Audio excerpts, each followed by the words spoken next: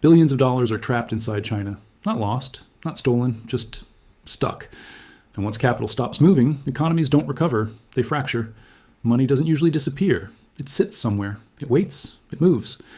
But right now, across China, something unnatural is happening. Money is frozen. Not because of a cyber attack, not because of a war, not because of a single bad decision. It's frozen because the system that once promised endless growth can no longer let capital breathe.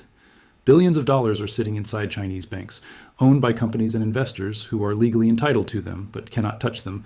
Transfers delayed, repatriation blocked, quiet restrictions that never make headlines, no press conferences, no warnings, just silence. For decades, the global belief was simple. China always finds a way through. When growth slowed, stimulus followed. When debt ballooned, regulators redefined risk. When bubbles formed, the state absorbed the shock. But this moment is different.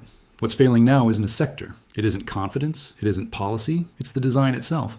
China operates two financial realities at the same time. Inside its borders runs a sealed system. The government controls credit, liquidity, and survival. Banks don't fail. They get rewritten. Losses don't surface. They get postponed. Insolvency doesn't exist. It gets renamed. On paper, this looks like stability.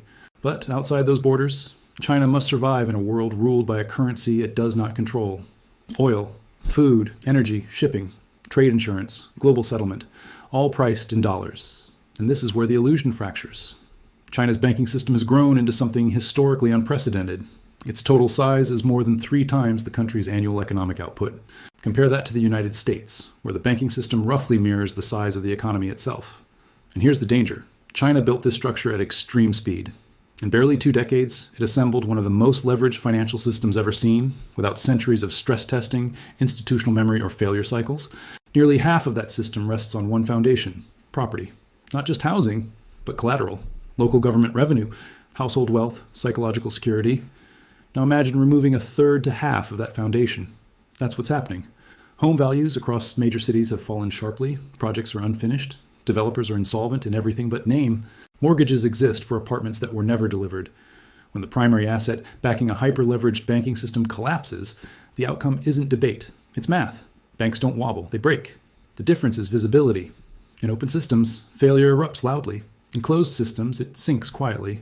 Losses are buried inside balance sheets. Liquidity is rationed. Confidence is managed instead of restored. But pressure doesn't vanish. It accumulates. And when money stops moving freely, fear doesn't announce itself. It whispers. Foreign companies feel it first. Profits earned inside China become difficult to move out. Approvals slow. Documentation grows thicker. Explanations become vague. Capital enters easily. Leaving becomes complicated. That's not an accident. That's a signal. The doors are still open, but they're getting heavier by the day. And most people don't realize what that means yet. But what happens next will change everything. China doesn't just need growth to survive. It needs imports. Every single day, the country consumes vast amounts of resources it cannot produce on its own. Energy flows in from across oceans. Food arrives from thousands of miles away. Raw materials power factories that feed global supply chains. None of it is paid for with promises. It's paid for in dollars. This is the contradiction at the heart of the system. Internally, China can create unlimited local currency. Externally, it must earn hard currency through trade.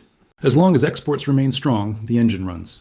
Dollars come in, reserves hold, confidence survives.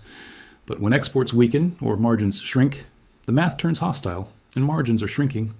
Global companies are diversifying supply chains. Political risk is being priced in. Labor costs are no longer ultra cheap. Demographics are reversing. China's workforce is shrinking faster than almost any major economy in modern history. This wasn't inevitable. It was engineered. For years, property became the only reliable path to security. Prices rose faster than incomes.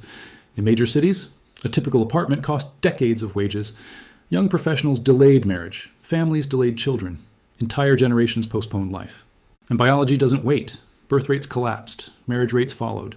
Population growth didn't slow, it reversed. Once that happens, it doesn't bounce back. No policy can compress time. No subsidy can restore missed generations.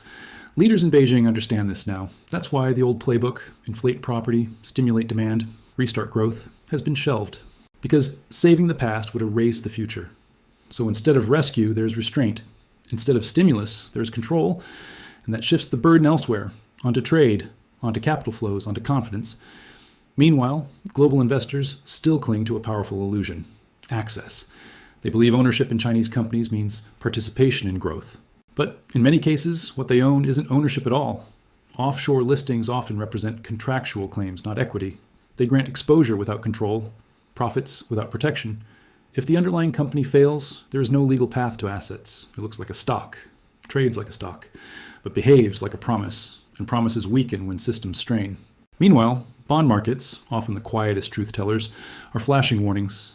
Long-term yields remain extraordinarily low, not because of strength, but because expectations are deteriorating. Low yields don't mean optimism. They mean caution.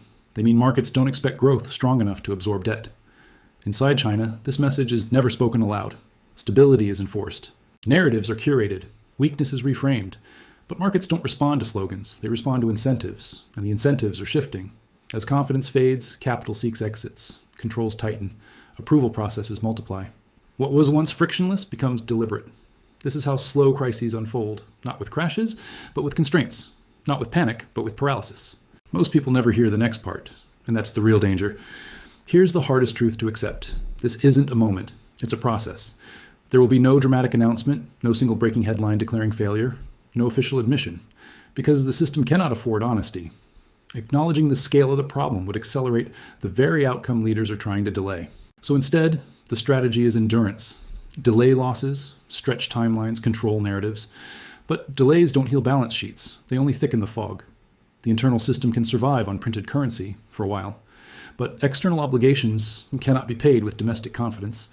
When dollar inflows weaken, pressure builds fast. That's when capital controls harden. That's when repatriation freezes deepen. That's when trade relationships quietly fray. And once trust erodes, it doesn't return easily. China's economic rise was built for speed, not aging, for expansion, not unwinding, for accumulation, not redistribution. Now it must do all three in reverse, at the same time. Banks carry losses that cannot be realized.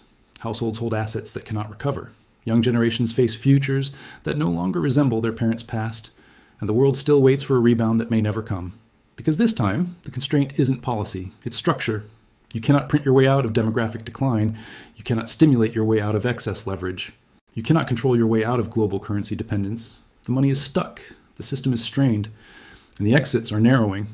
This doesn't end in chaos tomorrow. It ends in stagnation, denial, and gradual fracture. A slow unwinding behind closed doors. And by the time the world fully understands what happened, the damage will already be locked in. This is not about fear. It's about clarity. Because the biggest risks aren't the ones everyone is watching. They're the ones unfolding quietly while attention drifts elsewhere. If you want to understand the forces shaping the global economy before they surface in headlines, this is what we do here. This is Economic Tales. And the next story might change how you see the world.